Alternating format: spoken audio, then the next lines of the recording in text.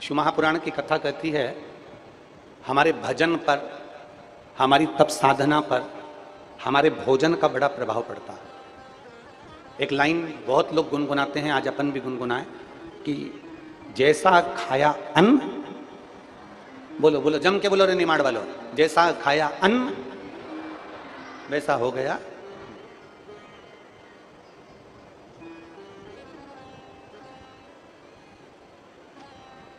जैसा खाया अन्न वैसा हो गया।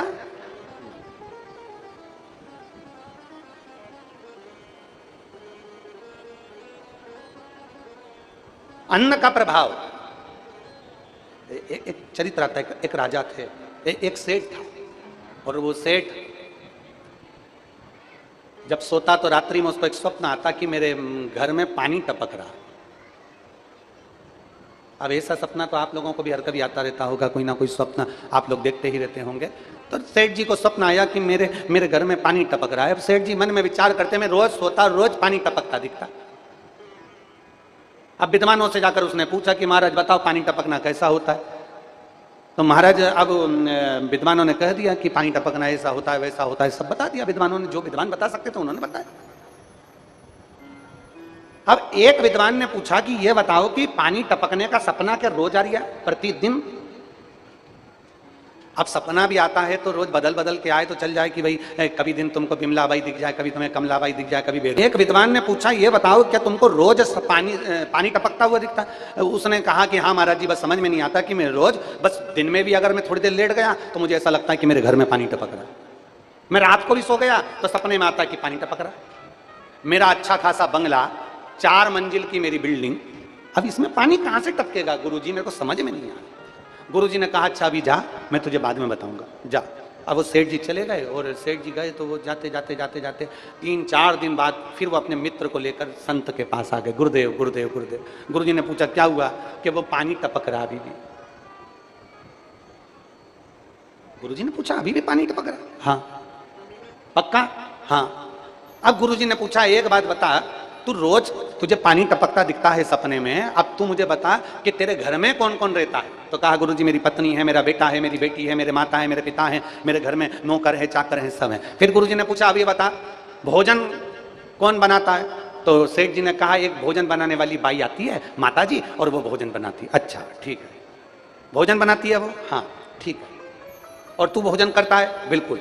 घर का कोई व्यक्ति भोजन नहीं बनाता? नहीं, मेरी पत्नी परोसती है, पर भोजन वो बाई बनाती है, भोजन वो माँ बनाती है। ठीक है। अब संत ने कहा एक काम कर, आज तू घर जाना और वो भोजन वाली जो माँ हो ना, भोजन वाली जो बाई हो, उससे जरा बैठ कर बात करना कि माँ एक बात बता, तू कुछ दुखी है क्या? तुझे कोई तकलीफ है क्या? तुझे कोई कष्ट है क्या? उसने कहा इससे क्या होगा महाराज जी? तो सेठ जी से कहा सेठ तू जरा जाकर मालूम तो कर। अब सेठ जी गए, भोजन बनाने वाली माँ जब भोजन बना रही थी, भाई जब भोजन बना रही थी, सेठ जी उसके पास में गए और जाकर पूछ लिया माँ एक बात बता, तू भोजन बनाती है, तेरे को कोई कष्ट है क्या? तेरे को कोई दुख है क्या? तेरे को कोई तकलीफ है क्या? इतने में बूढ़ी माँ रोती हुई बोली मैं क्या बताऊं सेठ जी, मेरा घर, बारिश का समय, 3 बच्चे मेरे, और वो घर में छपरे में से पानी दिन भर टपकता रहता है। मैं उसके टेंशन में इतनी रहती हूँ, मेरे बच्चे गीले होते रहते हैं, मैं कैसे उनको सुलाऊं? ये मेरा दुख है।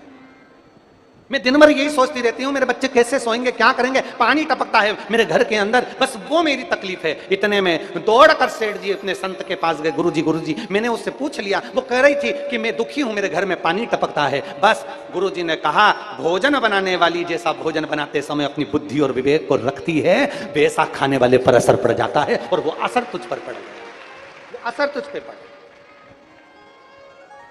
जैसा खाया अन्न, बोलो बोलो रे जीजीवन सब बोलो, मेरे जीजाउन भी बोलो, जैसा खाया अन्न वैसा हो गया मन। जिस दिन आपको क्रोध आ रहा है, जिस दिन आपके मुख से अपशब्द निकल रहा है, जिस दिन आपके मुख से गाली निकल रही है, जिस दिन आपके मुख से बद्दुआ निकल रही है, जिस दिन आपके मुख से आड़े टेढ़े शब्द निकल रहे हैं, जिस दिन आपके मुख से अपशब्द निकल रहे हैं, जिस दिन आपके मुख से किसी के लिए आड़ा टेढ़ा निकल रहा है, समझ लेना हमने किसी ऐसे वैसे के घर का अन्न खा लिया, इसलिए हमारे मुख से आज अपशब्द निकल रहे हैं, हमारे मुख से आड़े टेढ़े वचन निकल रहे हैं, हमारे मुख से अपशब्द निकल रहे हैं। हमने किसी के यहाँ का कुछ ऐसा खा लिया, किसी के यहाँ का कोई पदार्थ आ गया, किसी के यहाँ का कोई भोग आ गया, किसी के यहाँ का कोई वस्तु आ गई जिसको हमने ग्रहण कर लिया, जिसके कारण आज मुझे क्रोध क्रोध आ रहा है, जिसके कारण आज मुझे ईर्ष्या उत्पन्न हो रही है, जिसके कारण आज मुझे क्रोध की उत्पत्ति हो रही है। विचार करना, मनन चिंतन करना, बैठ के एकांत में विचार करना कि मैंने किसके घर का अन्न खा लिया जो आज मेरी बुद्धि बिगड़ गई, मैंने किसके घर का अन्न खाया, मैंने किसके घर का भोजन ग्रहण कर लिया जो मेरा विवेक बिगड़ गया, मैंने अपशब्द कैसे कह दिया, मैंने ताने कैसे दे दिए, मैंने गाली कैसे दे दी, मैंने आड़ा टेढ़ा कैसे कह दिया, मैंने क्रोध क्यों आ रहा है। जब घर में सब नॉर्मल है, जब घर में सब शांति है, तो तुम्हें क्रोध क्यों आ रहा है। समझना कि हमने कहीं किसी के घर का ऐसा अन्न तो नहीं खा लिया जिस अन्न के कारण आज हमें तकलीफ भोगना पड़ रही है। और मत बुरे कर्म कर बंदे वरना पछताएगा, भगवान की आंखों से बच नहीं पाएगा, तो बच नहीं पाएगा। अरे ओ अज्ञानी मत करना नादानी, अरे ओ अज्ञानी मत करना। जरा विचार करिए अपने भीतर, जरा अपने विचार करिए कि हम कौन सा अन्न ग्रहण कर रहे हैं।